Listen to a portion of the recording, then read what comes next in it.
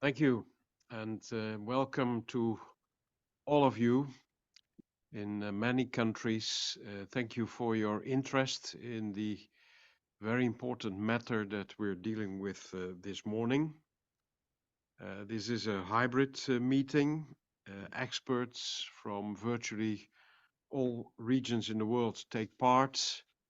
The European External Action Service, the US administration, Japan, Indonesia, Belgium, Finland, Estonia, Latvia, and of course the Netherlands.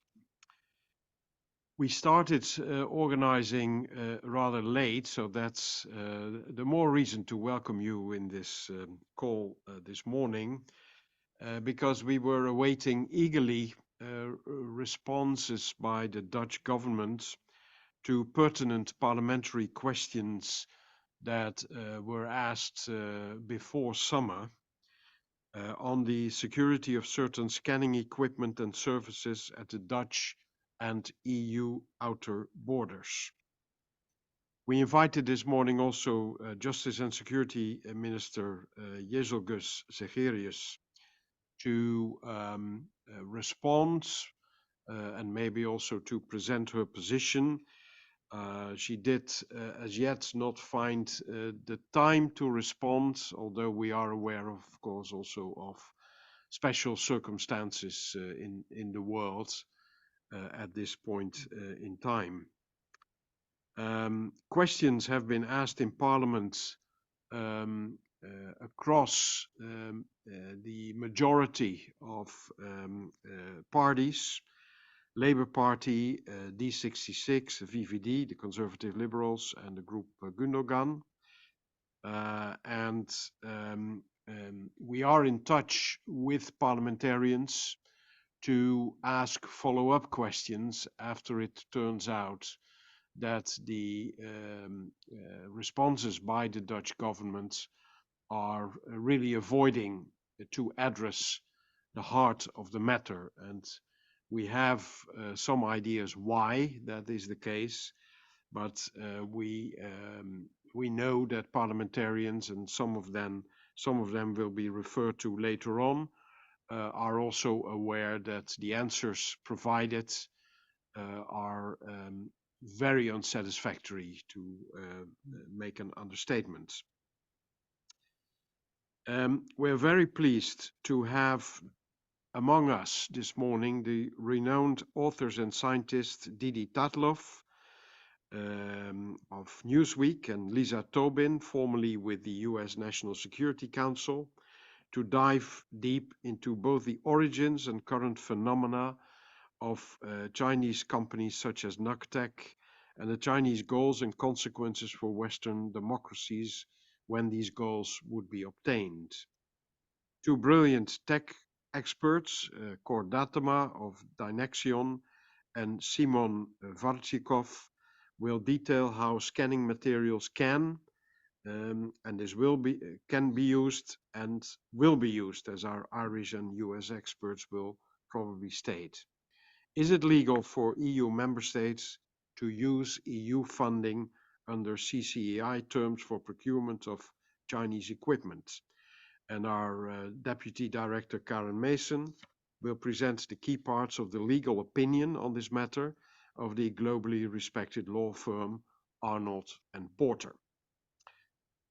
So let me now introduce our first speaker this morning. That's Ms. Didi Kirsten Tatlov. She is currently working as a senior reporter on international affairs, focusing on China for the renowned US publication Newsweek. Prior to that, Ms. Tatlov reported from China for the International Herald Tribune and the New York Times from 2010 to 2017, reporting from Beijing. In 2018, she began a series called China in Germany, examining the influence and interference activities of the Communist Party of China in Germany. She has co-edited and co-authored the book China's Quest for Foreign Technology Beyond Espionage. Ms. Tatlov was born and raised in Hong Kong, where she started her career at the Hong Kong Standard and has since worked as a reporter and columnist in Asia and Europe for 23 years, including at the Associated Press. She earned a degree in Chinese and politics at the School of Oriental and African Studies at the University of London. Today, she's joining us online, and the floor is yours. Right. Thank you very, very much indeed. It's really a delight to be here today because it is a topic that I've been following for some years. This company called NUKTech, which stands for Nuclear Technology. That was its original name. It's a fascinating company. It was set up in 1997 in China, basically in Tsinghua University, which is the key science and technology university in China. It's deeply networked into the research, very, very high-end, exquisite technology research, also into the Communist Party. All universities in China, of course, are under the Ministry of Education, which is also under the Ministry of Propaganda, if you like. So the political lines are very clear.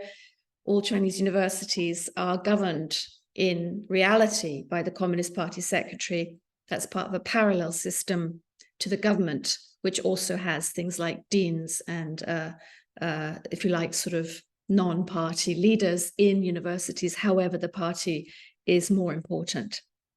Now, why do I mention that background? I mention it because NUKTech is not really an ordinary company, if you like. Not only does it have this roots in Tsinghua University, which is in a sense ordinary, in the sense that it's any country seeks to push and upgrade its technology, its capability, its economy.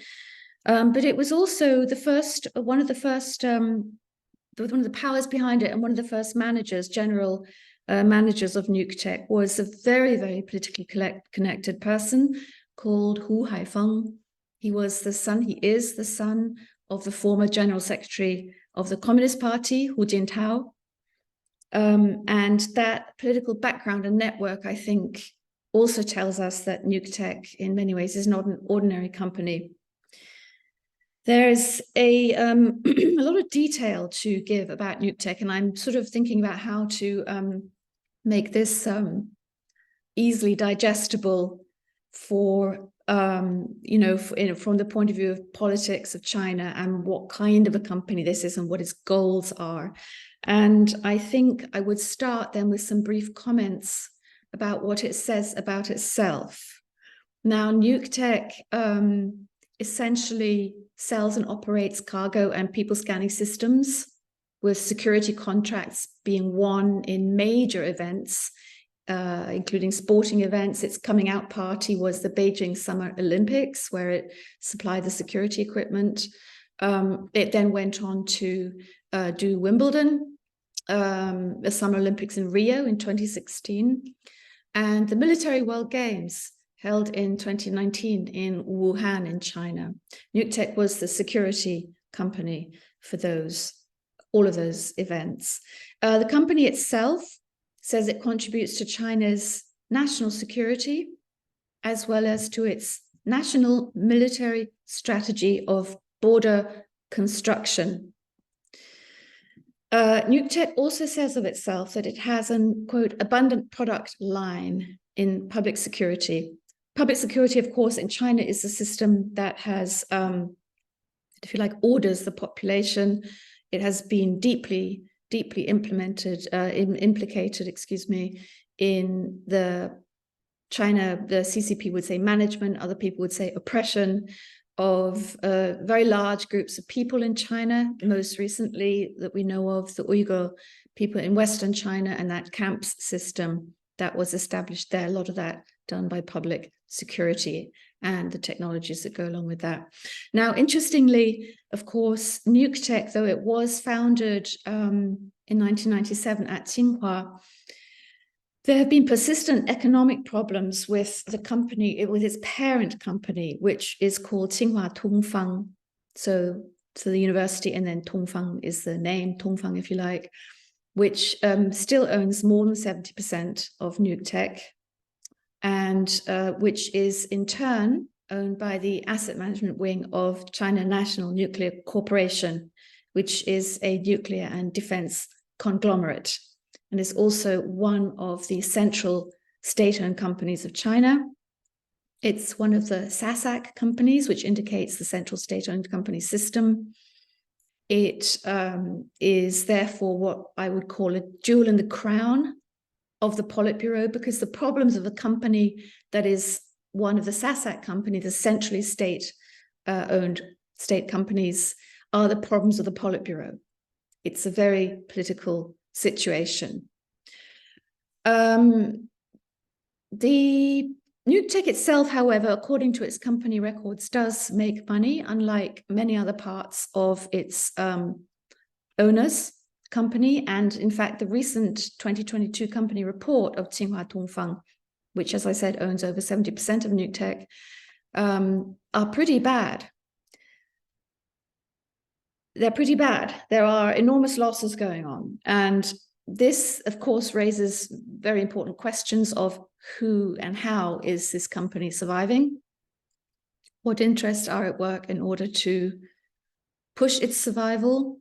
What kinds of subsidies are we talking about that are going into different parts of Tsinghua Tongfang? And I think that that's an area where we need to do quite a bit more work. For detail on what NUKTEC actually does, I think I would prefer to, also in the interest of time, I'd prefer to defer to some of the tech experts from whom I hope to learn as well, in the sense that I'm not a technology expert.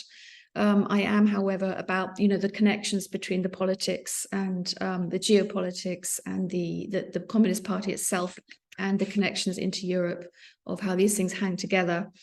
I would just draw attention to some language you will find on the NUKTEC website. For example, NUKTEC works very closely with sort of very, I think, from a human rights point of view, from a individual safety point of view in China, some very large and contentious aspects of the state. For example, the state prosecution work, the prison systems throughout the country. And it says also, interesting, very importantly, internationally, and this is where we come to the Netherlands, not just the Netherlands, but to the EU and to other aspects of its international work, also in the so-called global south, the developing countries where it pushes very heavily.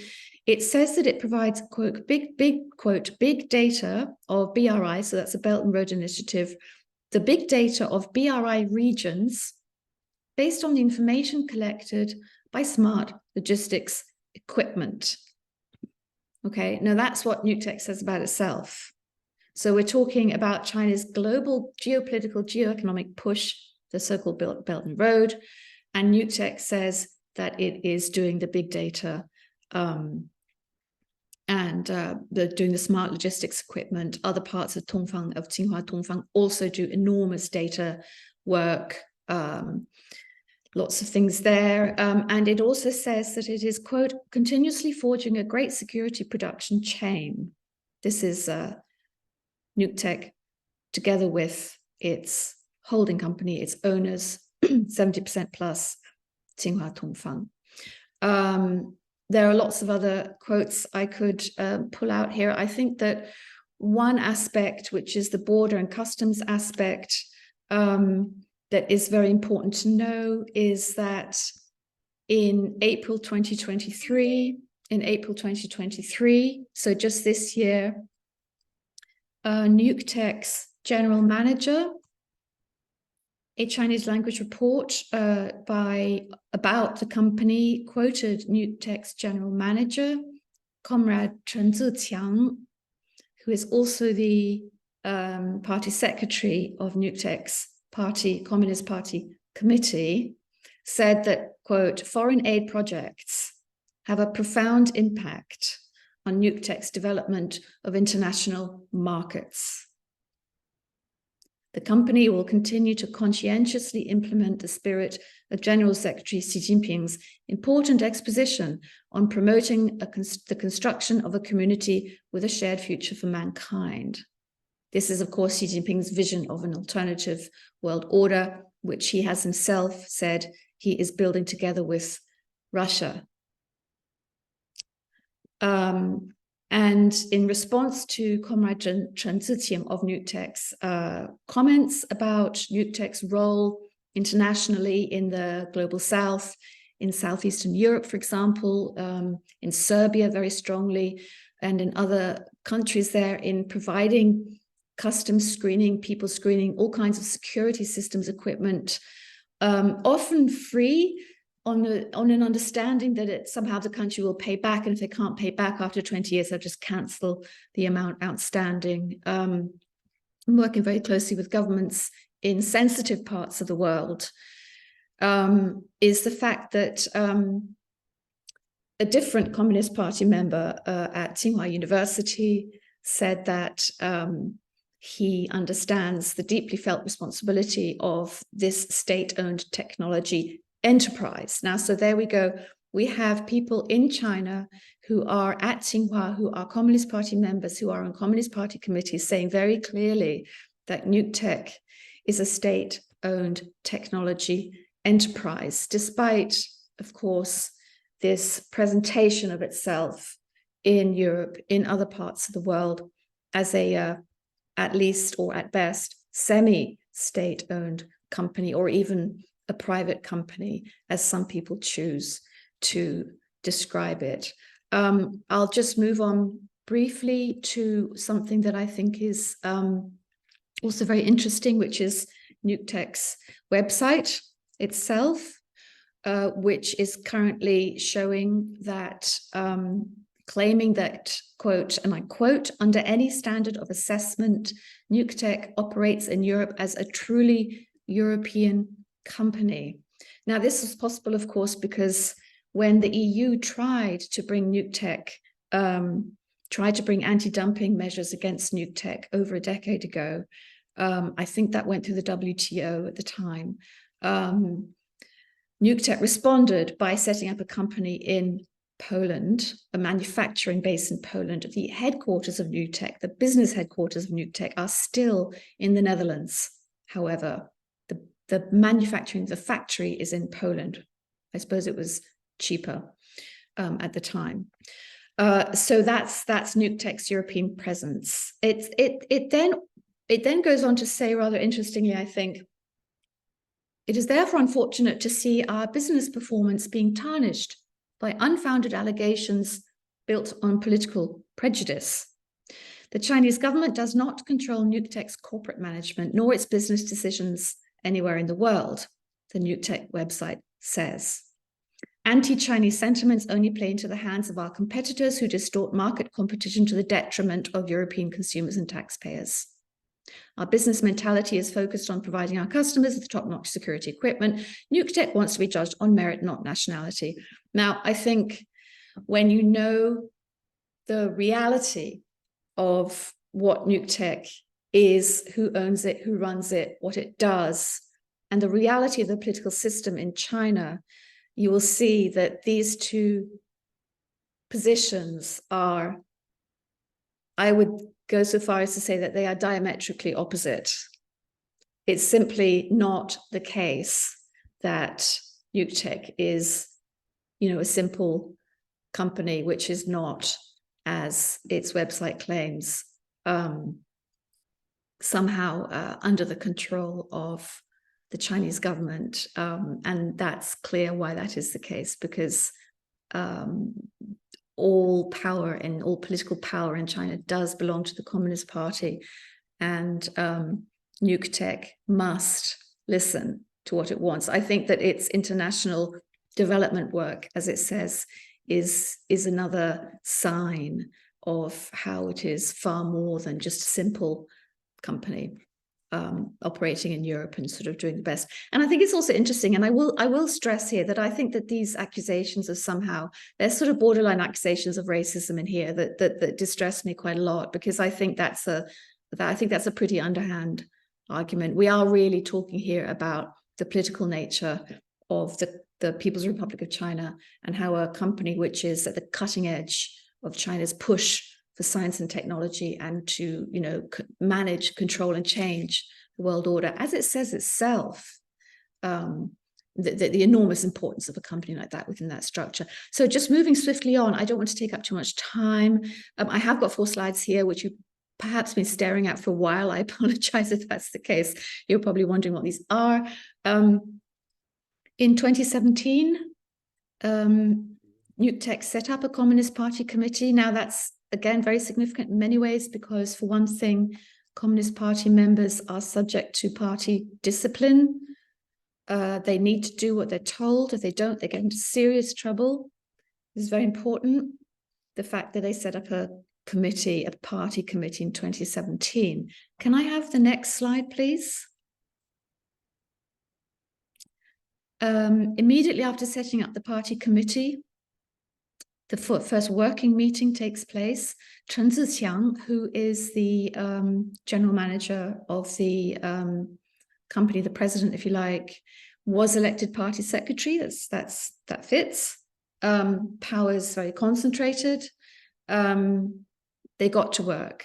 These are images from Chinese websites, which are in the book that we did and have been confirmed. Can I have the next slide, please? So let's just talk a little bit, just very briefly, before I hand over to others, about the Russian connection. Now, we've got a growing security and all kinds relationship between Russia and China. We know that. Xi Jinping has publicly stated many times his interest, most recently at the door of the Kremlin when he left, bidding farewell to Putin, saying that the two of them together wanted to change the world order. Now, there you see in December 2019, at Tsinghua University, a new Russia Institute was set up off the basis of the China-Russia strategic collaboration in Xi Jinping's new era, as he calls it. Senior NUCTEC officials were present. They held in-depth exchanges and discussions. You can read the text yourselves. I don't want to repeat things. But I think just to draw attention to China-Russia science and technology innovation cooperation, and strategic security cooperation. Can I have the next slide, please? Thank you. So here we go. Miao Qitian, Senior Vice President of NUCTEC. These people, by the way, Chen Ziqiang and Miao Qitian, are still all in their jobs in the positions that I've described. Meets in June 2023. So they set up their strategic cooperation. And here, this picture underneath shows you a more recent image under the very large statue of Lenin there.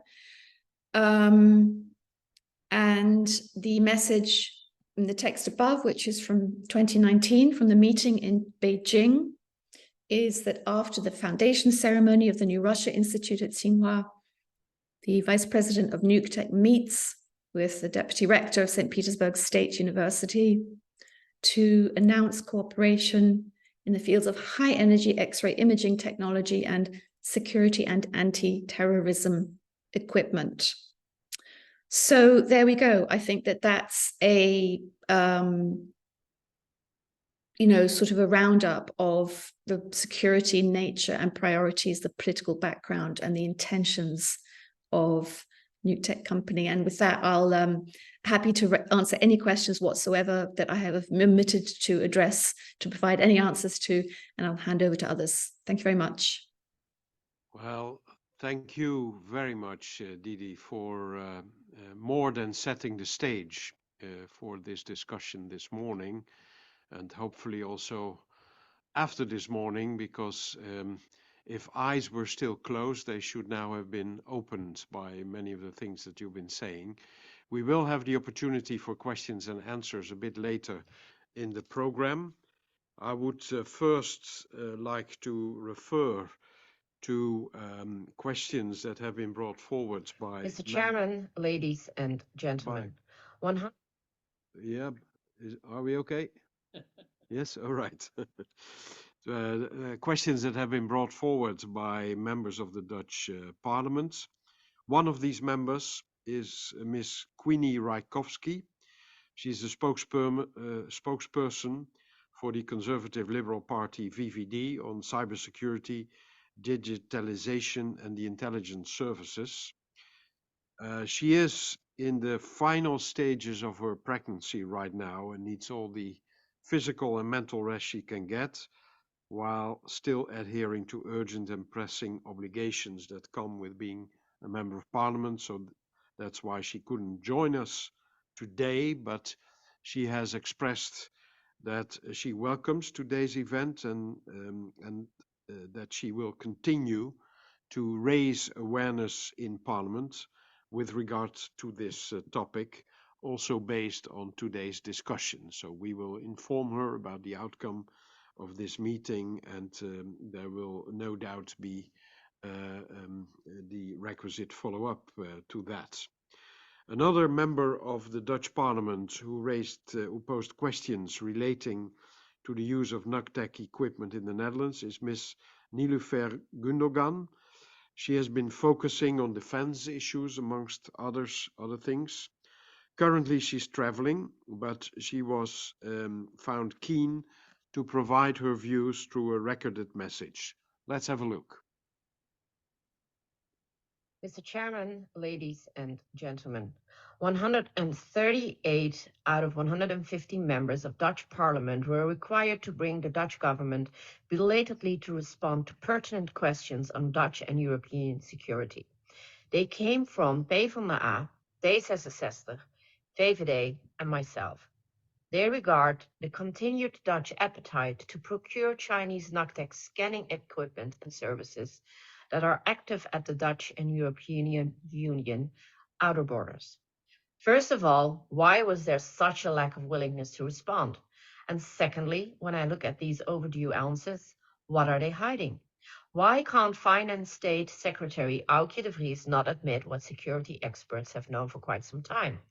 Namely, that NUCTEC and Russia cooperate in the area of cybersecurity, and that thus our data potentially land in both Beijing and Moscow.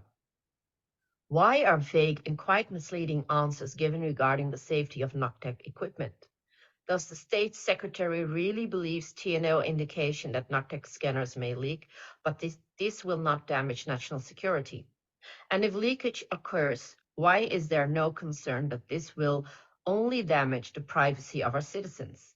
Importantly, does the Dutch government, including our Minister of Justice and Security, really support the judgment of the commercial company PricewaterhouseCoopers that NUCTEC has not been seen to spy and anyway signed a promise with the Dutch government not to spy? Are they aware that leaking of data cannot or hardly be detected, and that the essence of spying is that it is not being caught? On the front page of last Friday's Financial Times, Belgium's Justice Minister Vincent van Quickenborne provided more courage and clarity. Reviewing the Belgian agreement with the Chinese company Alibaba to establish and manage a major logistics hub in Liège, he concluded that this agreement was, and I quote, of a former century, and that times of naivety have changed. I do not have to remind our government that Russians kill Ukrainians because they believe that land is theirs. We all witnessed the globally broadcasted video of President Xi and his generals in battle dress some months ago, claiming we are preparing for war. Arguably, many of these generals have not been seen in public ever since. Is that a good sign or a bad one? We don't know. But we cannot be naive. We have to stop assisting China with the realization of goals that actually are not ours. We cannot and should not want to change matters inside China. That is an internal Chinese affair. But if the Chinese government this year even sharpens their law requiring any Chinese and any Chinese company or institution to report anything wherever related to security to the Chinese intelligence services, a lot and I mean truly a lot of naivety, is required to believe that NUCTEC does not report equipment and services to Chinese spying services. This is why many countries, including the United States, Canada, Belgium, and also Australia, have started to ban NUCTEC equipment. Is the Dutch government not aware of the massively supported and adopted ING2 report of the European Parliament that demands a total ban on NUCTEC's presence in the EU? By the way, Australia has some experience with PwC. As advisor to the Australian government, this company sold its tax secrets throughout its network. It is now banned in Australia. Many courts globally judge that PwC misled investors and consumers with flawed information, protecting failing companies. As advisor to the Dutch Ministry of Finance, PwC also advises criminal Angolans to hide their funds in Amsterdam. On 15 December 2020, The Telegraph reported on the penetration of the Big Four, including PwC, by senior Chinese CPC members. Is that the company that the finance minister has contracted to judge the reliability of a Chinese company that is co-owned by a Chinese defense industry active in nuclear production? There must be better reports than the one quoted by State Secretary De Vries. When you are late with your response to the Parliament already, why not wait until, for instance, the NCTV under the Dutch Justice and Security Minister has given its advice? In her response, State Secretary De Vries does not refer one time to the words European security. Yet these words are spelled out in the requirements and conditions in the European Union's Customs Control Equipment Instrument, CCEI, fund of €1 billion. The CCEI fund is not referred to either. How is it possible that the Finance Ministry fights for a part of this taxpayers' fund to procure, in spite of its obvious shortcomings, NUCTEC materials? Mr. Chairman, ladies and gentlemen, while the European Commission struggles with the EU member states to stop selling technically vulnerable equipment to China, several member states, such as Poland and the Netherlands, do their best to bring more EU funding to China, with which the PRC can spy on us even better. Of course, during the 80-year war against Spain, the Dutch were selling arms to their enemy.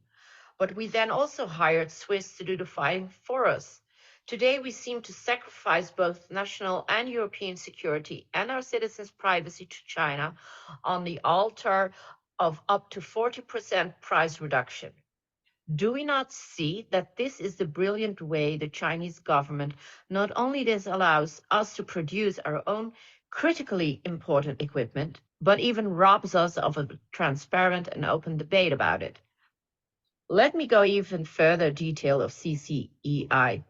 According to the European Commission, CCEI funds shall only be disbursed to EU member states if the proposed equipment to the procured add value to the EU. In her response, State Secretary De Vries not only does not refer to CCEI, she remains silent on this most important yardstick for the EU funding.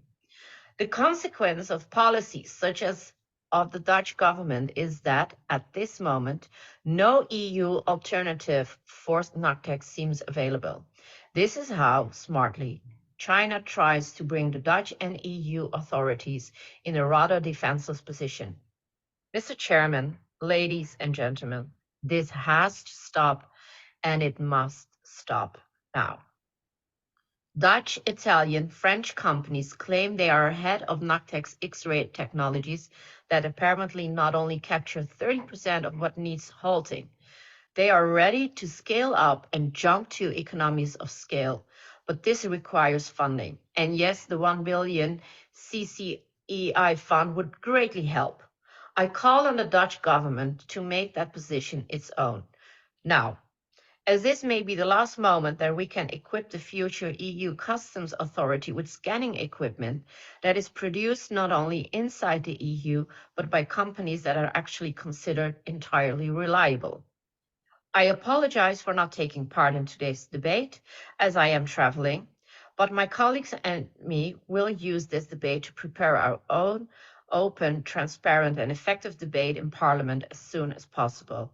We need to go to the fundamentals of the security of our borders. This cannot be left to the finance ministries alone. Thank you for your attention and patience. I wish you a successful debate. Bye.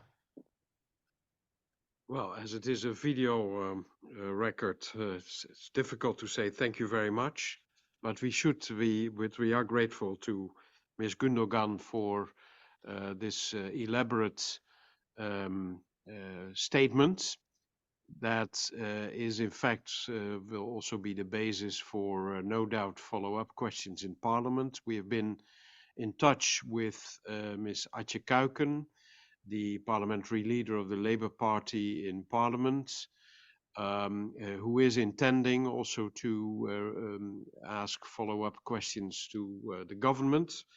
At the concluding part of this session, I will come back to some of the elements that will be central to that, because clearly the answers to the questions provided so far are very, very unsatisfactory, as Ms. Gundogan also pointed out.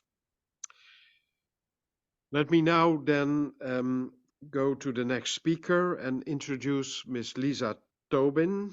She is the Senior Director of Research and Analysis for Economy at a special competitive studies project. Before joining SCSP, she served on the National Security Council staff as China Director, where she led the development of the multiple United States strategies and policies related to China, including on trade and economics, climate and the environment, military issues, and China's influence beyond the Indo-Pacific.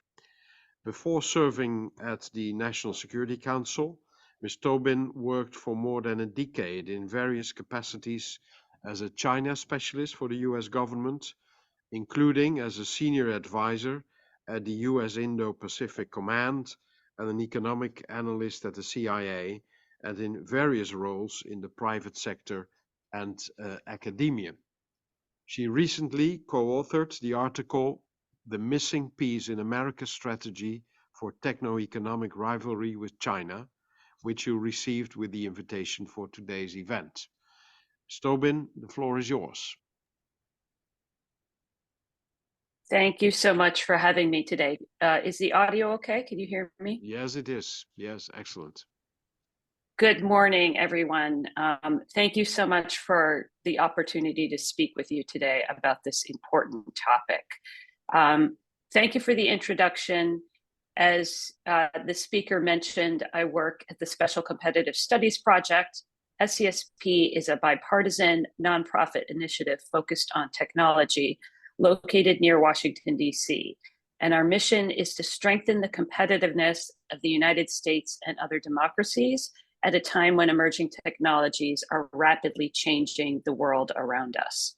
And as was mentioned, before joining SCSP, I served in the National Security Council under both the current administration and the previous one. So today I'd like to share two things with you today. I just have one slide, which is really so that you can find my organization online if you would like to read our reports and find out more about us. So first, I'd like to share a few specific comments about NUCTEC.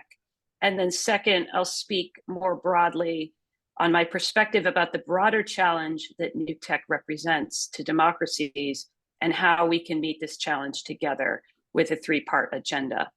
So first on NUCTEC, the previous speakers have already discussed a number of the risks that NUCTEC presents in terms of data security, in terms of its very close ties to the party state military apparatus in China, the threat to vendor diversity that is posed by China's economic practices, which distort fair market competition, as well as other risks. And it's also clear from the previous speaker that despite NUCTEC's declarations to the contrary, it is required under Chinese law to support the Chinese government and security services whenever required.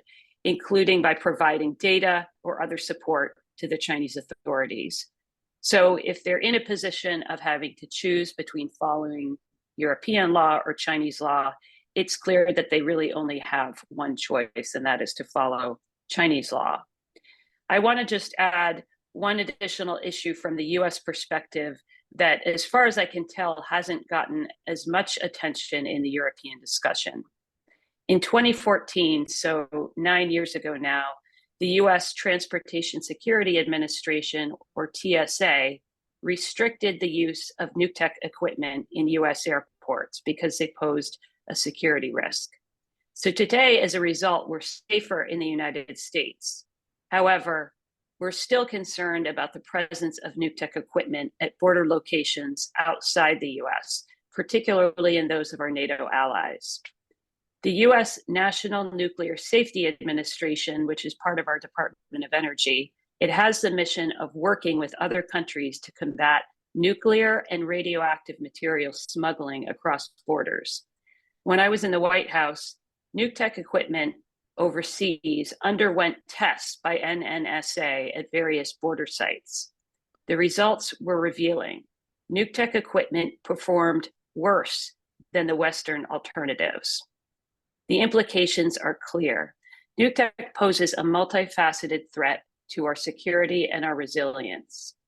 So when it comes to procurement decisions pertaining to critical infrastructure and technology, short-term economic considerations must not be the only criterion. Thankfully, there are other options, European, British, and American systems that can be choose from. Even if the short-term costs are higher, it's an investment in the long term. Switching gears a bit to talk about the broader challenge. Of course, border security equipment is not the only technology where we need to de-risk from autocratic rivals. After Russia invaded Ukraine and energy prices in Europe spiked, the risks of dependence on autocratic rivals for critical goods became self-evident. Dependence on China for digital technologies, things like 5G network hardware, drones, border security screening technology, and more, is even more risky. The dependencies are a result of short-term thinking in the West in recent decades. As we've outsourced production to China, we've neglected resilience, as well as the long-term benefits that come from co-locating production and innovation in technology. At the same time, China has employed a range of tactics that were not in line with its international economic commitments. Market access restrictions in strategic sectors, dumping underpriced products, including border security screening technology, on the international market in order to drive down prices and push out foreign firms and capture global market share. Right now, artificial intelligence and other emerging technologies are transforming our economies. At a time like this, ensuring trust and sovereignty over technology is becoming ever more vital. We should not be outsourcing the design, production, and maintenance of our critical technology systems to an autocratic rival. So how can we address this challenge? I believe that democracies do have room for optimism. Combined, democracies account for more than 60% of global GDP. We have many other advantages in the form of large capital markets, talent, world-class research and educational institutions, and open environments where ideas can be exchanged freely. However, too often our advantages are disaggregated and dispersed. We focus too much on our near-term disagreements and not enough on common values and strategic interests. To confront China's military-civil fusion strategy, we need to get better organized. So I would propose a three-pronged agenda for transatlantic collaboration.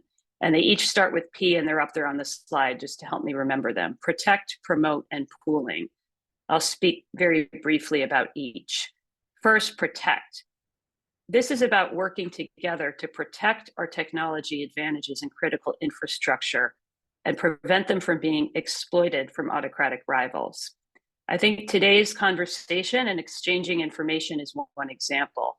Another example is efforts at the US-EU Trade and Technology Council to strengthen coordination on export controls and investment screening. The second is promote. This is about doubling down on our efforts to promote our own competitiveness. Another way to put it is running faster at home. Examples include strengthening our workforces to thrive in a technological age, increasing investments in research and development, and trustworthy digital infrastructure. Now, there is going to be some competition among allies on these priorities, but wherever possible, we should try to identify areas where our priorities are aligned and invest in technology moonshots together. My organization, SCSP, has developed some proposals for how we can do this. Now, transatlantic allies and partners are already doing a lot to coordinate on protect and promote efforts, and this is good. But a third element in my proposal, pooling market demand, is underdeveloped. We need to work together as allies to pool or aggregate our market demand for advanced technology products and services. Why? Emerging industrial strategies on both sides of the Atlantic are starting to tackle the supply side of the problem, like production of semiconductors. But on the demand side, we face a problem. Chinese firms have easy access to the combined market demand of the US and the EU. Combined, this is vast, but China does not reciprocate. The China market is increasingly hostile to foreign participants. So rather than hoping for change through trade, we should prioritize trade and investments with allies and partners in advanced technology sectors. Democratic market economies like the US, the EU, Japan, and others should take steps to redirect demand away from China and foster new markets among ourselves for advanced technologies where firms can compete on a true level playing field in transparent market conditions. In this light, it is encouraging to see the EU starting to take assertive steps, like the announcement of investigations into Chinese EV subsidies. We should be pursuing more actions like this. So in closing, leaders on both sides of the Atlantic are talking about de-risking. It's good that we now have a common vocabulary. And in Washington, our politicians are echoing these same terms. We should also develop a common agenda to protect our technology, promote our competitiveness, and pool our market demand. And I'm optimistic that as transatlantic partners, we can meet this challenge together. So thank you for your time today. I look forward to the rest of the discussion. Yeah, Lisa, for this very comprehensive introduction and also the specific proposals that you have in order to advance the agenda of common interest as you outlined. The floor is now open for questions on the basis of these introductions and the statement from the parliamentary side before we will move into the second part of this discussion, which will focus more on the European Union's Euro program for the co-financing of customs control equipment. But we have now set the stage on the more strategic aspects and the particular role of NUCTEC in all of this, and the perception and the reality of what it represents. Who would like to ask a question or make any remark to contribute to the discussion? Floor is open.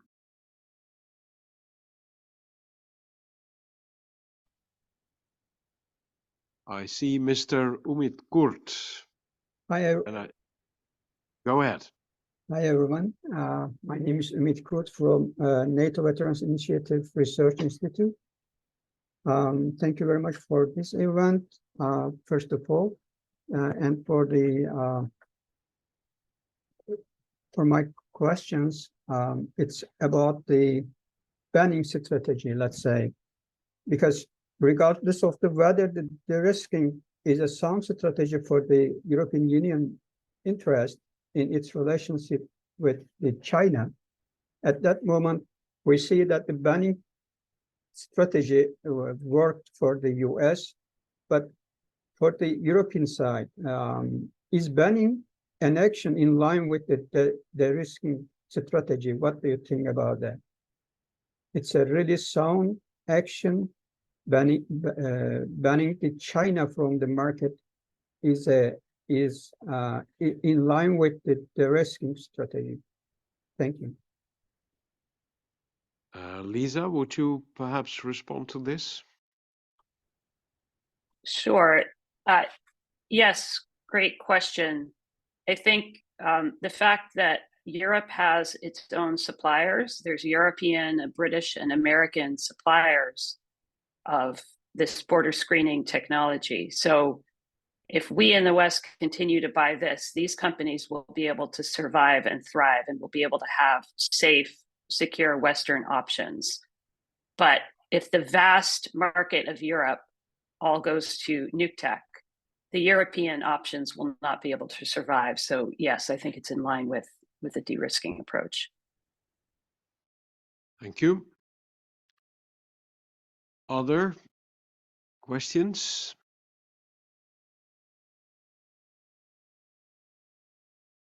If not, we will have also after the next introductions opportunity for questions and answers. So I propose that we then move on to session 2 of our event. So this focuses on the EU's €1 billion program for the co-financing of customs control equipment purchased by EU member states for the period 2021-2027. And my colleague at PA International, Ms. Karen Mason, will now highlight current European security-related legal and regulatory requirements in current EU customs control equipment instrument procedures based on a legal opinion by Arnold and Porter that was already distributed to you. Karen, please. Thank you, Mr. Chairman. So earlier this year, the Brussels office of the law firm Arnold and Porter was requested to provide a legal opinion on the security aspects of the use of EU customs control equipment instrument funding for procurement by EU member states of scanning equipment and services. Although we are interested in one particular company, the legal opinion is of a general nature. A first conclusion of this legal opinion is that the European Commission can refuse to grant such CCEI funds if the usage of the said equipment might give rise to the leakage of sensitive information to third countries, thereby threatening essential public security interests. Secondly, the legal opinion submits that also if EU member states purchase customs control equipment and services outside the framework of the Customs Control Equipment Instrument, Directive 2009/81 on public procurement procedures in the field of defense and security authorizes member states to invoke public security grounds to derogate from the principles of transparency and non-discrimination when procuring customs control equipment. Thirdly, the legal opinion concludes that the so-called NIS2 directive, which is Directive 2022/2555 on measures for a high common level of cybersecurity across the Union, provides a legal basis for the European Commission to require that the relevant authorities in the member states refrain from purchasing customs control equipment which use might jeopardize the required level of cybersecurity. Although the NIS2 directive has to be implemented by member states only by 17th October 2024, the Commission could already urge member states to ensure that they procure or acquire customs control equipment that is safe and secure. In the framework of today's meeting, we will further elaborate on the legal opinions views relating to the Customs Control Equipment Instrument Regulation and the first CCEI call for proposals in particular. This call for proposals stipulates that the EU will only want to co-finance the purchase of equipment that is technically reliable, provides EU added value, should be innovative, and should be sustainable. Among these 4 qualitative criteria, the Commission will provide the criterion added value with the highest weighting factor. When assessing the added value of the equipment, the member state authorities need to examine the contribution that this equipment will make to 5 building blocks, of which the first building block is especially noteworthy, namely the customs union acting as one, meaning, for example, the possibility to use the results in other countries or the potential to develop mutual trust or cross-border cooperation. While the legal opinion was finalized prior to the publication last May of the European Commission proposal regarding the reform of the EU Customs Union, including the establishment of an EU Customs Authority, the legal opinion does not refer to the safety and security implications of such cross-border cooperation as and when this EU Customs Authority becomes operational. The legal opinion does state that the fact that the Commission focuses so much on the 4 qualitative award criteria implies that the outcome of the procurement procedure involving customs control equipment should by no means be exclusively price-driven.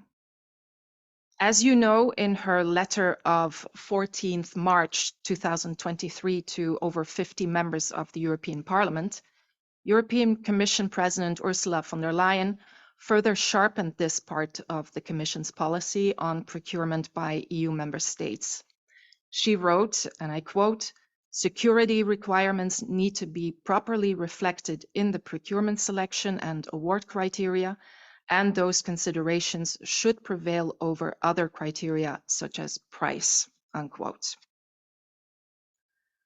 What you may not have known yet is that one of the co-signatories of the letter to the Commission, Mr. Bart Groothuis of the European Parliament, put a priority question for written answer to the European Commission on the 26th of September 2023. The question must be answered within 3 weeks, and it will require Dr. von der Leyen to clarify whether NUCTEC equipment and services can be purchased with EU funding under the CCEI funds requirements and conditions or not. Indeed, according to the legal opinion, the EU will not want to co-finance customs control equipment if its usage might give rise to leakage of data that raises security issues in the EU.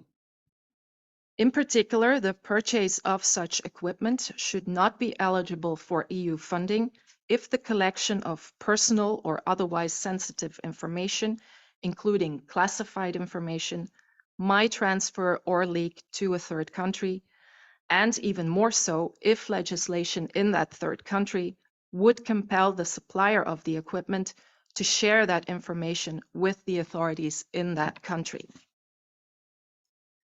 In line with the European Commission's EU grants annotated model grant agreement, which applies to all EU programs in the period 21-27, including to the CCEI, it is up to the member states seeking EU funding to verify whether or not the customs control equipment offered by a given supplier might be subject to third country requirements. Such verification should lead to the exclusion ex ante from the procurement procedure, suppliers of equipment that might be subject to third country requirements, unless the member states truly believe that they can take measures that effectively avoid the leakage or transfer of the sensitive information to that third country. Such measures may include vulnerability checks or non-disclosure agreements with the supplier, but Arnold and Porter believe or doubt whether these measures would effectively address the risks involved. In other words, speculation on whether or not the European Commission is allowed to use taxpayers' funds in the CCEI framework to pay for the procurement of NUCTEC equipment and services will soon end. Thanks to Mr. Bart Groothuis and his colleagues in the European Parliament, the President of the European Commission herself will give a written answer. But apart from that, with an abundance of proof that NUCTEC's equipment and services cannot be trusted, should an EU member state as the Netherlands not take its own responsibility and stop procuring NUCTEC products and services? This morning, Ms. Tadlow stated that senior NUCTEC officials and Russian officials have announced security research cooperation, including in high-energy X-ray imaging technology, security screening, and anti-terrorism equipment. She also stated that NUCTEC set up its first Communist Party committee in November 2017, and its top management includes party officials. NUCTEC is co-owned by a Chinese defense industry that is part of China's nuclear industry. NUCTEC earlier this year refused to answer a question of the Belgian court to explain its relationship with the Chinese government. Perhaps we cannot blame NUCTEC for what it is doing, but perhaps we may have to blame those in democratic and transparent societies that continue to do business with NUCTEC. Thank you. Thank you very much, Karen. So this was based on the advice by Arnold and Porter, which shows that also the legal basis for everything that we're observing right now is very much under dispute, with many good arguments that were provided here. Let's now go to the industry side and have the views of two relevant industry experts who are here with us today. First of all, it's my pleasure to welcome Mr. Cor Datema, the CEO of the Dutch company Denaxion, that has been developing new state-of-the-art technologies for use in customs control equipment. Mr. Datema, we welcome your views on ways to promote this potential Dutch and other alternatives for non-European equipment. The floor is yours. Thank you very much, Mr. Chairman. Is my audio okay? Yes. So let me start off with showing some statistics. So currently, more than 2 billion euros is spent on security screening equipment in Europe. This can be divided in two categories. First of all, the outbound screening of goods on explosives. And then there is the second category, the inbound screening by customs organizations for prohibited goods such as drugs. For the latter category, the CCEI fund has been initiated. This also shows that even when all customs organizations would move to EU manufactured equipment, most of the screening equipment may still come from outside the EU. So those are being bought by airports or parcel shipment companies. In addition to this, another issue is that needs to be addressed is the fact that inbound goods are most of the time not inspected. This, depending on the goods, and a rough estimate is that only 5 to 10% of the goods are inspected. This is mainly due to a lack of trained staff and efficient screening methods from a customs perspective. Let me explain briefly what a current system, how it works with a following example. This diagram shows the screening process for the so-called checked baggage screening. Basically, the suitcases that are transported in the hold of the airplane. As the bag has been presented to a staff member, the label is put on the bag and it goes into a 3-step security screening process. At level 1, an X-ray system makes an image of the bag, and then an AI algorithm determines whether there is a potential threat. In 70 to 80% of the time, the bags are cleared, and in the other 20 to 30%, it ends up at level 2, the so-called alarm resolution area, where human operators inspect the images. If the operator is still not certain about the potential threat, it goes to level 3, where the checked baggage is opened by an operator and further inspects the content of the bag. All bags end up at the baggage makeup area and then transported to the airplane. So when we're looking at this level 1 screening system, and currently at from the latest European certified equipment list, you see that there are only 5 companies that can provide a solution for this screening. These are all highly accurate and 3D X-ray images with high speed at 2 seconds per bag, but all of them are either made outside the European Union. So the big question is, why are we not competitive with these kind of parties? To answer this question, I would like to show you a few slides from a recent report from Growth Tribe.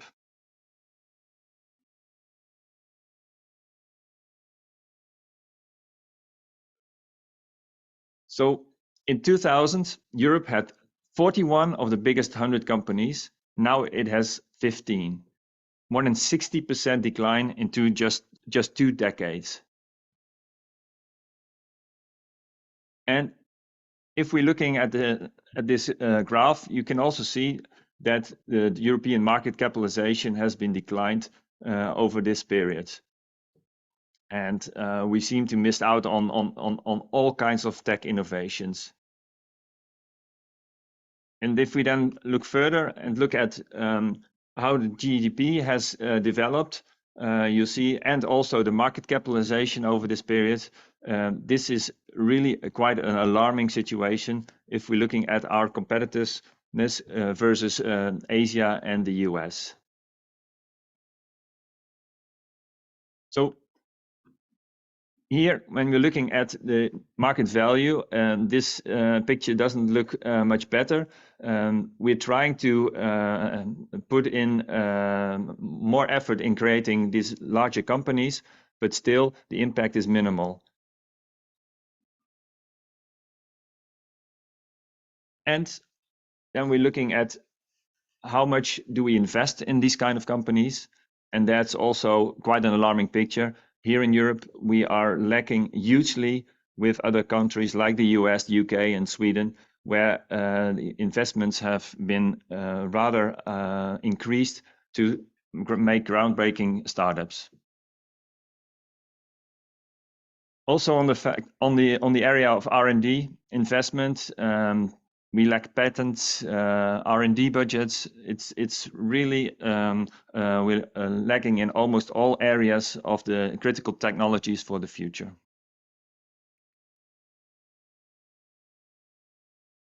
So it's time to wake up, and we believe that there are a couple of actions that we need to take to improve the situation. First of all, we need to embrace young leadership. So we really like to see a lot more young people creating new solutions and being innovative. And the second part here is acknowledging the problem. I think a lot of people in politics have really underestimated the time it takes, but also the investment it takes to create these larger companies. And over the last 20 years, we have not really seen any larger tech companies from Europe that can be competitive with most of the rest of the world. And this is, in our beliefs, a strong reason for this is the lack of capital. So to conclude, I think for a better European future, we need to realize that we really need to focus on technological power. That brings us towards economic power, and that brings us to geopolitical power. So now it's maybe time to talk a little bit about Dynexion, our company. We're creating a new type of security screening system that can do substance identification. So we can tell the difference between, for example, cocaine or milk powder, or between nitroglycerin or syrup. So This system is highly accurate. We have a very low false alarm rate and high detection rate. And we're keen to start making this product available for the market. However, we've come across quite a few hurdles since we were founded in 2019. The first 18 months were actually quite good. We were finalists in the opioid detection challenge, and we were featured at the on the website of the White House. We also created our proof of concept system. Within 18 months, we showed that we could identify various illegal substances. But then it started to become really tough. We started to approach investors, venture capital funds, because we are requiring a lot of money for our next prototype system that we wanted to create. But these venture capital funds told us that we were too early, too risky, too capital intensive, and it would take too long for them before we reach the market. And they tell us also that this market is a conservative market and implementing a new screening system would take time. So next we turned to the government and thought if we could get some funding from that side. So we've applied at almost every subsidy available and sometimes with success, but unfortunately, none of these would provide us the amounts of capital we require for to create our deep tech solution that we're developing. And due to this and the lack of funding, we started to lose key employees in the company. So over the last 3 years, several key employees have left the company, and also then COVID didn't help either. So coming to my last slide, I think there are still a lot of opportunities for us in the future. It is my firm belief that we have the capabilities within the EU to create highly advanced scanning equipment and services that are extremely secure. But we require the necessary investments for this. And I would like to emphasize that the expenditure of the 1 billion euro CCEI fund could be a really good start for this. And the way we want to approach this, I think, is also lies in 3 Ps. In this case, the P from public-private partnerships. We should all work together. Airport authorities, transportation companies, customs organizations, innovative SMEs, and more established companies, and all to come together to create the best and secure solutions for security screening in Europe. Thank you very much. Well, thank you, Cor, for outlining this this double ambition, basically, to be sound in our strategy, looking at our security, and at the same time to be innovative and supportive for developing also the industry that could provide us with all the necessary tools for that. So we'll certainly come back to that. Our final speaker before. Sorry, yes. Yes, go ahead, Wim. Who should take these opportunities? Who do you have in mind? Well, there are very good European companies that have been producing this kind of equipment and are developing it at this moment, and they should be more funded. And the opportunity here lies in this new European fund to really create trustworthy equipment, built and manufactured here in Europe. Yeah, and the importance is really that the alternatives are there, but one needs to promote and to help invest. And that has been lacking because of the reliance on the. But do you expect an initiative by the European Commission? No, the initiative will have to lie within the commercial companies, in my view, because politics will not go fast enough. Oh. So we just need to come together and we need to attract enough funding to start making this, because we're starting with behind. We have to really pick up the pace to be able to provide solutions that are competitive and even better than the current solutions. But let's not forget that there's 1 billion laying on the shelves for the CCAI in the CCAI process. Yeah, that will help enormously to speed up this process. Yeah, absolutely. Ah. Yeah. That's an important accelerator potentially, and now the question is how to make use of that. And how to not spend it on Chinese stuff. Exactly. Thank you. So let me go to the last speaker before having the opportunity to have further questions and answers, and that's Mr. Simeon Vartilkov, manager at X3 Tech Limited, who is joining us from Bulgaria. You are an expert in information security with over 15 years of experience in the IT industry, and you will enlighten us on backdoors and leaks in scanning equipment. Go ahead. Yes, thank you, Mr. Chairman. Does everybody hear me okay? Is the audio I okay? think it's okay. Yes. All right. Now, first off, I would like to thank you for this opportunity, because these more technical aspects are often getting neglected in the more, political background, and there really are some dangers and risks that have to be assessed when talking about new emerging technologies, stuff like artificial intelligence, cybersecurity. These might be complicated topics, but the risks associated with them, especially where it concerns borders and scanning equipment, are really not that difficult to understand. I will try to share a short set of slides.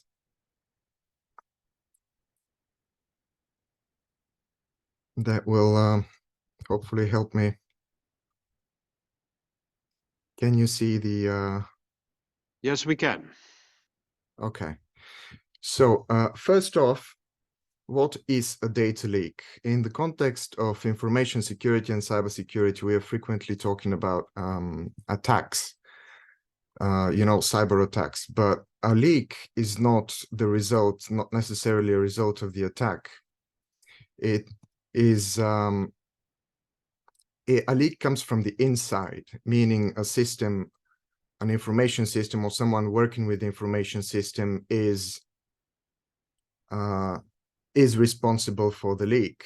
So in case of an automated system, the system might leak the data on its own if it's networked, for instance, or there might be someone facilitating the leak. As such, even if we protect the system against cyber attacks, we have not necessarily protected it against leaks. They are not digital in nature. If I just make a photo of a confidential document, it could be a serious data leak. Now, having established that, let's do the same for backdoors. Backdoors basically are mechanisms that allow external access to an information system. They are not malicious in nature always. They frequently get installed to help the likes of service technicians or specialized personnel in troubleshooting and diagnostics. They can be a benign use of a backdoor, but the downside is that they can usually bypass regular security controls. They are not subject to audit, and they are usually internally regulated by the manufacturer or the supplier, and as such are not being officially documented, which is a risk in its own. But we cannot just prevent the existence of a backdoor. We have no control, as it's subject to internal policies. So having defined those terms, how can we guarantee that scanning equipment will not leak data? Well, if we think about it, the short answer is we can't, at least in practice. I will give some examples where data might leak, and we'll very quickly go through what can go wrong. With the case of remote access and remote troubleshooting, which are being implemented more and more, the communication is basically encrypted. We cannot monitor it. We can just say that something happened, some data was transferred somewhere, and that's about it. We don't know anything. Similar is the case with diagnostic telemetry. This is the regular transmission of diagnostic data to help the, for instance, manufacturer improve the product, but we cannot see what the transmitted data is. As such, there might be something that we don't want to leak. On-site interventions by service personnel, we can try to monitor, but only to an extent. We do not have any control over the tools they use, the procedures they use to service a machine. In the case of off-site servicing and repairs, for instance, in a service center, the machine is sometimes transported even to another country. And there is just no way to guarantee that data won't be downloaded off the hard drive, for instance, even if the equipment is switched off. Whatever we can think of to protect the machine against data leak, we can't. It's not practically feasible, as we cannot just tell the manufacturer to not connect remotely because it might void the warranty or it might be against the contract at all. So we cannot practically ensure that a data leak will not occur. Furthermore, with the advancements in computing and networking and interconnection of different information systems into large-scale systems that operate on big amounts of data, we have further risks involved, and this includes the risks of data leakage. First, as data processing power increases, more powerful machines, they can smarter, they can produce filtered data, refined, if you will, and these little refined pieces of data can carry a lot of information in a small space. Such leaks are very undetectable because a single metric, such as the frequency of transported goods, for instance, how frequently it gets through the border, might mean a lot to somebody. Another issue that arises is comes with the unification and standardization of the industry data formats and interconnections. For instance, the unified file format, which is currently being developed and implemented, merges the gap between different brands of equipment because it allows any kind of machine to produce the UFF format. But the UFF format is not just a raw X-ray image, for instance. It contains a lot of metadata, some of which concerns persons or documents, declarations, sensitive data.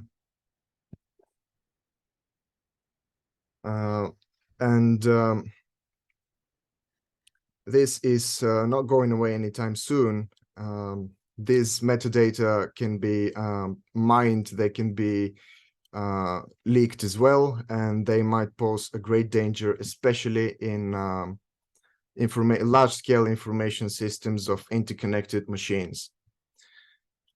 This is a serious risk bordering on mass intelligence, so it has to be taken seriously. Of course, such risks of integration and big data will only grow. So, what can we do to mitigate those risks, assuming that data could leak and assuming sensitive, confidential, or protected data can also leak? Well, we can try to contain it if we ask these three very simple questions. Who might acquire access to the leaked information if a leak happens? What might they do with it? What are the associated risks? And who do they answer to? This is just an example, of course, but if these questions do not raise any concerns, any serious concerns, then we might say that the leak was contained. However, if they do, we should address those risks. So, in summary, we can't stop leaks. We can't expect leaks to not happen. Furthermore, we should expect leaks to be more and more dangerous with the development of information technology. And we have to address the risks of such leaks and what it might mean. Because no one's going to do it for us. This is basically my message. Of course, this last point is important. We cannot trust just an organization that it will not lead to a data leak. We have to assess both company level and individual level access to the machines, to the information stored at the machines, or any transfer and storage of such information. So that's basically what I wanted to share with you. Well, thank you, Simeon. That has been really very insightful and helpful. And in fact, is the kind of verdict that we should bring to the attention of all EU governments on working with Chinese equipment. We have now some minutes still left for questions and answers. I will also ask both our speakers, Didi and Lisa, to reflect on what has been said in the course of this meeting. But before giving them the floor, I see a question by Lucic, Mr. Lucic, Mr. or Mrs. Lucic. Mr. Lucic, yes. Microphone, please. Sorry, thank you, Chair, and thank you for this interesting and important meeting. I am happy to participate. I am from Customs Administration of the Ministry of Finance of Croatia. So we are also implementing this CCI fund purchasing of the control equipment for customs, and we are facing these problems in creating our public procurement. So my question is basically related to the previous speaker on the legal opinion. I wonder what legal importance has this legal opinion for us, if we can rely on it, or is it those two legal acts, the directive and the other one mentioned in the presentation, are they sufficient? I mean, I'm thinking in practical terms. So if we put in our criteria for public procurement, according to the rules on the public procurement, the criteria that the data should be secured, it has to be secured that it will not leak, etc.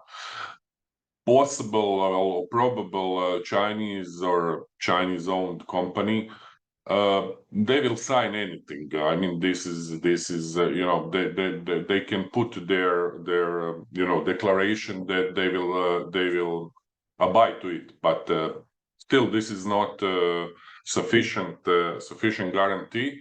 And if you look at this last presentation, as a colleague from Bulgaria showed, technically it's very hard to control if this data will leak or not. So I wonder where we are in practical terms.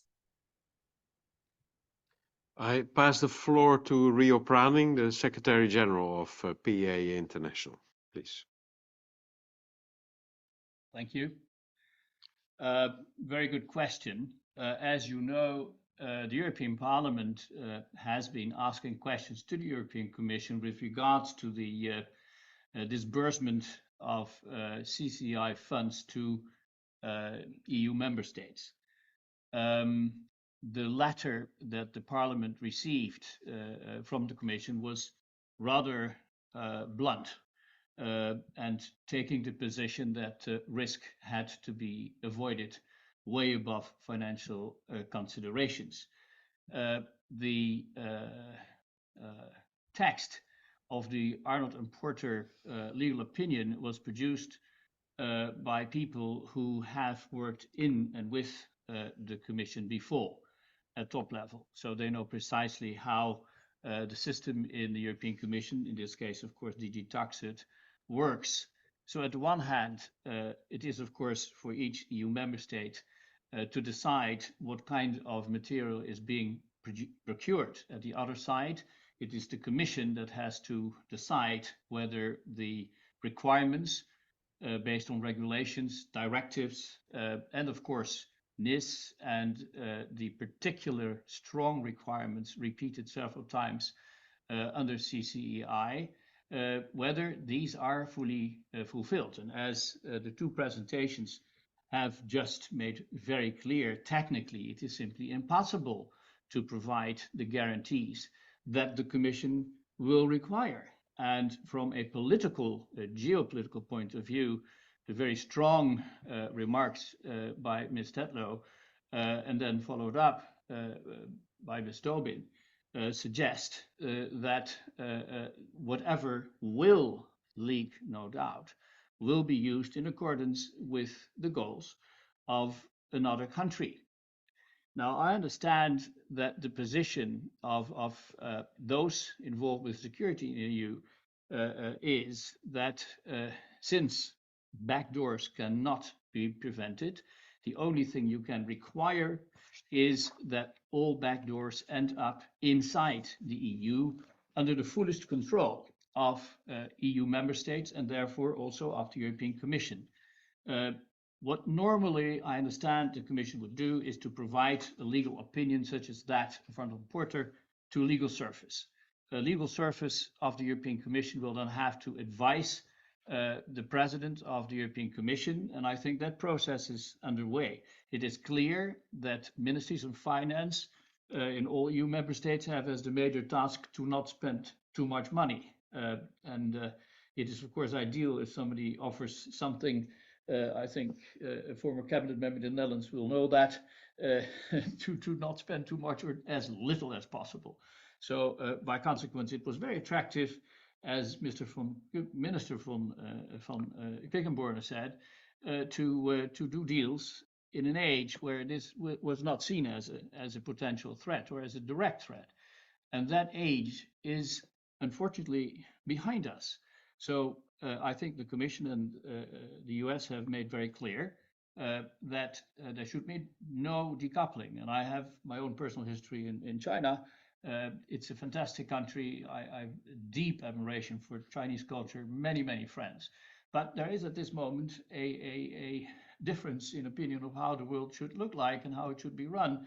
And that's fine. But then if it doesn't work out properly between what the Chinese government want and what the European Commission and the European EU member states want, then there has to be a consequence. And that is, of course, a decision that the European Commission will take. Thank you very much. Are there other questions? If not, can I ask then Sean? Yes, Sean Anthony? Yes. Go ahead, please. I suppose just on that last question that was asked, what does the speaker think about how we can actually redirect the political investment in this area? So moving away from NUCTEC and investing in European companies. If the European authorities continue to invest in NUCTEC and use EU funds, going against legal advice or legal opinions that we've seen during the presentations and policy advices. Is there potential legal action that could be taken against member states potentially, or what are the best ways to encourage member states to stop using this potentially security risk technology? And I was just also wondering if Kirsten could give more practical examples of the security political implications concerning the risks posed by NUCTEC. Just if you can expand a little bit on the point you raised in your presentation around practical security implications and how they might play out. Thank you. Thank you very much. We'll come back on the legal aspect, but I'd like to pass the floor to Didi Tatlov, maybe also picking up this point, but also your general reflection on what you've heard this morning. Please. Yeah, thank you very much. Thank you so much to the other speakers. Incredibly cogent and really addressing this issue, it seems to me, from all the important angles. So, you know, sort of a masterclass in how we should be looking at this issue and acting on it above all. That's going to be the challenge. And I love that question about the legal implications. Would there be room, for example, for lawsuits? I think that's enormously important. We're seeing this happening in the US with things like research security, technology transfer to China. Some universities in the US are now being forced by the Department of Justice to pay back federal grant funding that has gone to researchers who have transferred all the information and knowledge they've gained back to the People's Republic of China, or over to the People's Republic of China in the case of some who are actually not of Chinese origin. So yes, there is room for legal consequences if the European Commission is saying this is how things are, and if the member states and others are not following. Airport companies, for example, and transportation companies are not following this, and the governments are not obliging them to. So, but I thought, if I may, to very briefly quote from an absolutely core issue in all of this debate, which is that, as Rio said, you know, China is in so many ways, the people and the culture, in so many ways, a wonderful place. Look, I born and raised there myself. I've lived 39 years of my life in China or in Hong Kong and in Taiwan. This is about the political system, a very specific political system.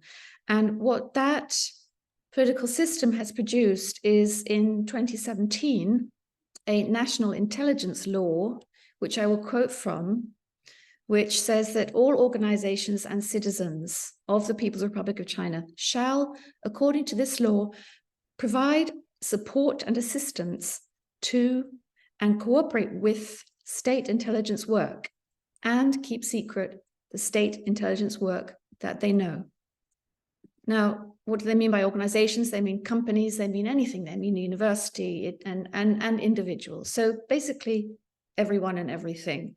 Now, that's just the legal reality in China. We didn't make up that law. The Chinese government did. And so we need to deal with it. It goes without saying, I'm sure, that the implications of that are profound for many aspects of our interaction with Chinese government and private and companies, businesses, especially in the technology area. Now, practical examples with security implications. I think that we really have to view this the way that the Chinese government views the world itself, if you like. Now, they talk about the concept of national security, which is made up of about a dozen different kinds of security. So digital security is obvious, economic security, cultural security, security in space, security in the deep oceans, you know, as well as the more regular type of security, police, sort of citizen security on the streets that would tend to be thought of first in democracies. Educational security. These are sweeping interpretations of what security is. And the reason for that, of course, is that the People's Republic of China is, and this is a strong statement, I understand that, but it is an intelligent state. It always has been. It was born of revolution. It is a one-party state with a very fascinating party, which is very particular and unique and deserves very careful study. And I think that that being the case, what we're seeing in China today is that a very intelligent conceptual understanding of what security is, and at the heart of that security is technological digital control and surveillance.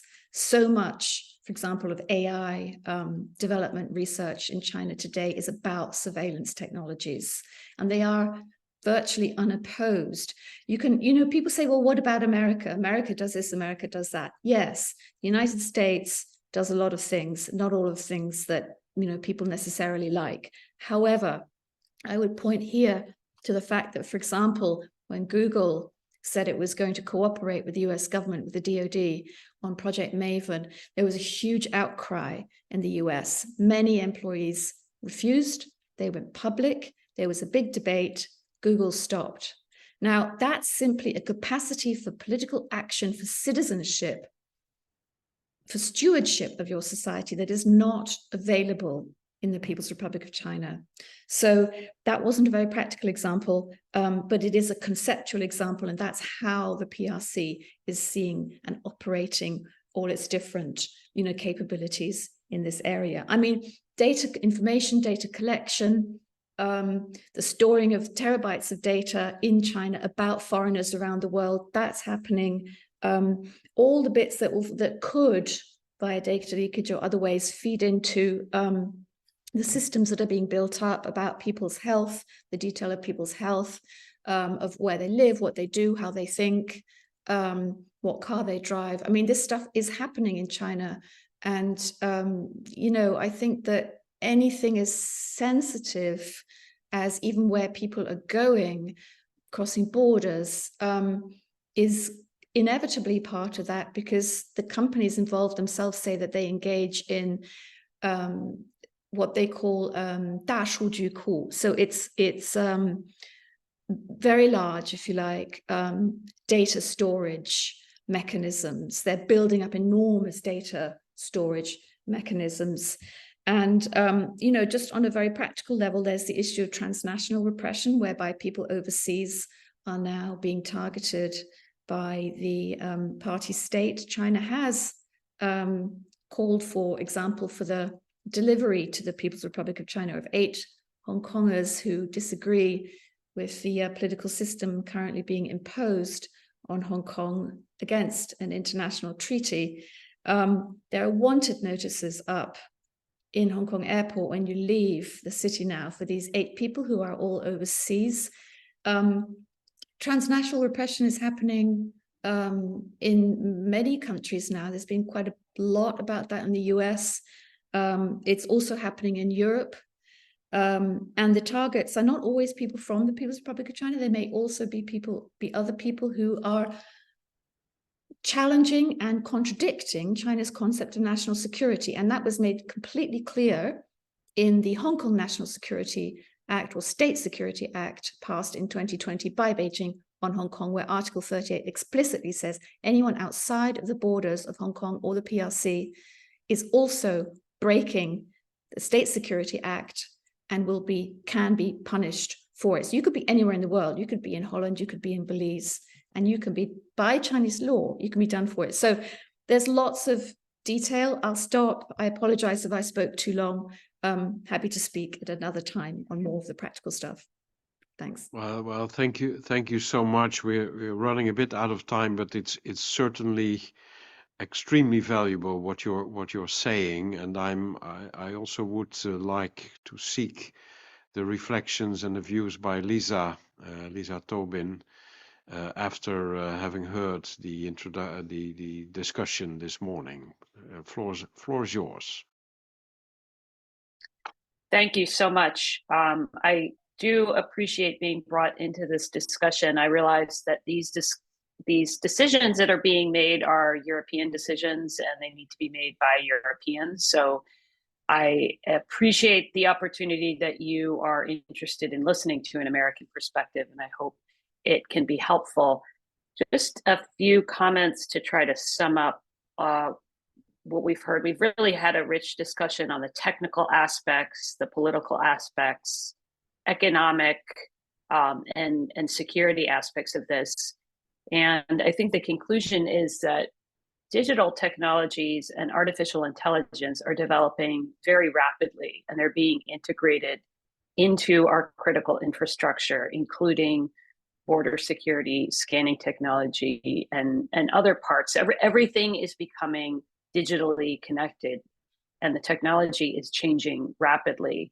So as we make these choices about which technologies from which companies to procure, we sometimes have a hope that there will be a technical remedy where we can have our cake and eat it too by procuring the cheapest, lowest cost option from a nation outside the region that is not subject to the same rules and laws that we are. So we hope that we can just buy that tech and use it domestically and somehow find technical means to make sure it's safe. But I think the previous speaker on cybersecurity made it clear that there simply are not technical means to make sure that our data will be kept safe if we're using these systems. And so therefore, all we can do is consider the checks and balances and legal and political requirements and environment that the companies, the vendors, are subject to. And so choosing a vendor that is subject to a jurisdiction where there's rule of law and transparency and other democratic norms is important. And sticker price shouldn't be the only criterion for these decisions. So I do think there's hope in this situation because there are a lot of European options, European and American options. So the hope is not lost. And I think making a safer choice right now is also an investment into the long-term economic well-being and innovative capability of Europe. So thank you very much for allowing me to join the discussion today. Well, thank you. Let me just make very few concluding remarks. This US perspective is very important to us. There may be different economic interests, but in terms of security, we're all in it together. There's no doubt about that. There's also no doubt that this meeting today was not a blame game. It was not about China's economic market strategy. That is a fact, and it is what it is. But it is really about not playing by Chinese, but by European rules, and to acknowledge the asymmetrical relationship between China and the EU, as Ms. Tobin also pointed out. And it is also about supporting entrepreneurs who are in this area, who see big chances, but who need to find the space and the resources to really develop the business perspective that in the end is also key to our security interest. So we will, from our side, continue to work on this issue with parliamentarians in the European Parliament, in the Dutch Parliament, with a special emphasis also on actually the space there is already in the Directive 2009/81 with regard to public tender procedures regarding defense and security matters, including the right of EU member states to exclude certain parties of relevant tenders, as has been done successfully by Belgium. This is also answering the important question on the legal aspects and the legal follow-up that could be considered eventually, probably also involving the Court of Justice and national courts as well. But we have no time to consider further and to discuss, because the issue is there. It's there today, and we need to try to answer it with great urgency. And that actually struck me from the very beginning, being involved with this file, that it should be a no-brainer. And yet the way that member states, including my own government in the Netherlands, are dealing with it causes unnecessary headache. So we need to cure that. And that's the conclusion of this meeting. And we will work on that. And we appreciate very much your participation and look forward to continue working with you on this important matter. Thank you very much and have a good day.